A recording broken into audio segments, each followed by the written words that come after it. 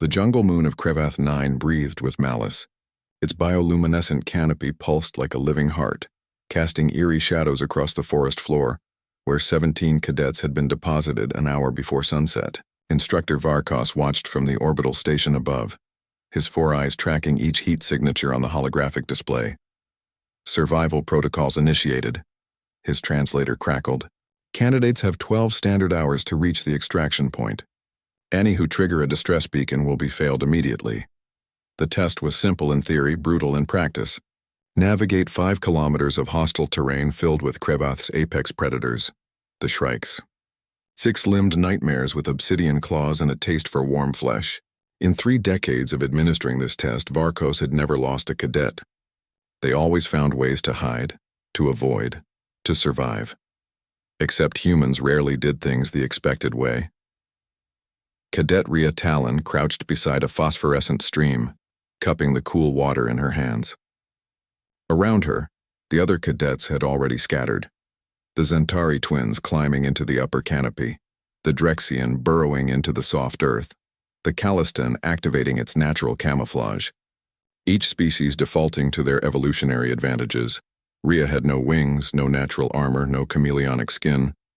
What she had was a human brain that refused to accept limitations as absolute truths. She sniffed the air. Metallic. Sharp. The scent of Shrike territory markers. Most species would run from that smell. Rhea tilted her head considering. Everyone's going to spend the night running or hiding, she muttered to herself. Burning energy, making noise, leaving trails. She closed her eyes and recalled the briefing. Shrikes hunted in packs of 3 to 5. Highly territorial.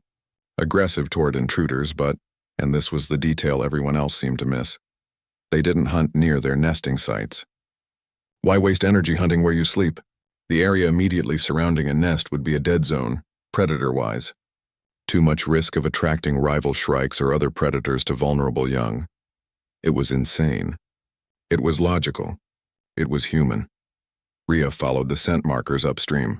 Aboard the station, Varkos's mandibles clicked in confusion. Technician Relith, is the human's tracker malfunctioning? Negative, Commander. She's moving toward the Shrike nest in Sector 7. Impossible. Run a cognitive assessment. She may be experiencing fear-induced psychosis. Biometrics show normal ranges, sir. Heart rate actually decreasing. She appears calm. Varkos leaned closer to the display. In his career, he'd seen many cadets panic. He'd seen them freeze, flee, even fight when cornered. He'd never seen one walk deliberately into the mouth of death with steady vital signs. The nest was magnificent in its horror. A cathedral of bone and sinew woven between 3 massive trees, still glistening with the remains of recent kills. Rhea counted 5 adult shrikes circling the perimeter in a patrol pattern, 1 every 8 minutes. The mathematics of it pleased her. Predictable, reliable. She waited for the gap, then moved. Not toward the nest entrance where the adults emerged, but to the base of the structure, where runoff from their feeding had created a small hollow. The smell was atrocious, rotting meat and shrike musk. But Rhea had grown up on a colony world where the recycling plants occasionally backed up.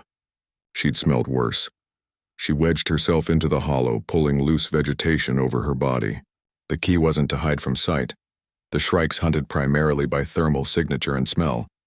The key was to smell like something that belonged here. She rolled in the detritus, covering herself in the nest's effluvium until she was just another piece of the scenery. Then Cadet Rhea Talon, human, did something that would be discussed in xenopsychology courses for years to come. She went to sleep. Commander, Relith's voice broke protocol with its urgency. The human's heart rate is dropping into sleep patterns.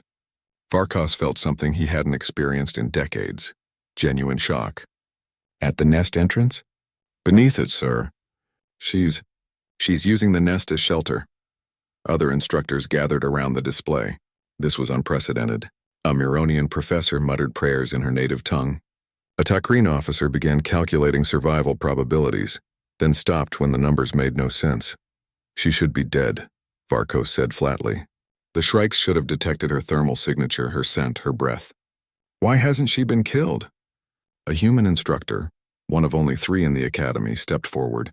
Commander Zhao was old by human standards, his hair silver, but his eyes held the sharp clarity of someone who understood his species in ways others couldn't. She smells like the nest, Zhao said quietly. Covered herself in their waste and remains, and she chose a spot where the adult's own body heat masks hers. As for the smell, he smiled grimly. Humans are endurance predators, Commander. We evolved to outlast our prey over days-long hunts. We can tolerate physical discomfort that would break other species. Bad smells? That's nothing but sleeping? Varkos's voice held something like awe. In the presence of predators? Conserving energy, Zhao replied. While the others exhaust themselves fleeing shadows, she's resting. Come morning, she'll be the only cadet operating at full capacity. Dawn broke over Krivath 9 in shades of violet and gold. Rhea woke to the sound of shrikes returning from their night hunt, dragging fresh kills into the nest above her. She waited perfectly still as they fed and settled. Then, as the sun reached its zenith and the shrikes entered their diurnal rest phase, she crawled out from beneath the nest, stood, stretched, and began walking toward the extraction point. She encountered 3 other cadets on the way. Exhausted, scratched, terrified from a night of running, they stared at her in disbelief. She was clean, rested, and moving with steady purpose. How? A Zentari cadet gasped. How did you survive? Rhea smiled. I didn't survive. I just didn't die. There's a difference. At the extraction point, Varkos himself descended to meet the cadets. Rhea was the 4th to arrive, which was respectable. But while the others collapsed immediately upon reaching safety, she stood at attention, ready for debriefing. Cadet Talon, Varkos said slowly, I have reviewed your test footage. What you did was either brilliant or insane. With respect, sir, those aren't mutually exclusive. A ripple of mandible clicking, Varkos's species equivalent of laughter. Indeed. Tell me, Cadet, why did you believe this strategy would work? Rhea considered her answer. Because fear is just information, sir. Everyone else let their fear tell them to run. I let mine tell me what the predators actually do and don't do.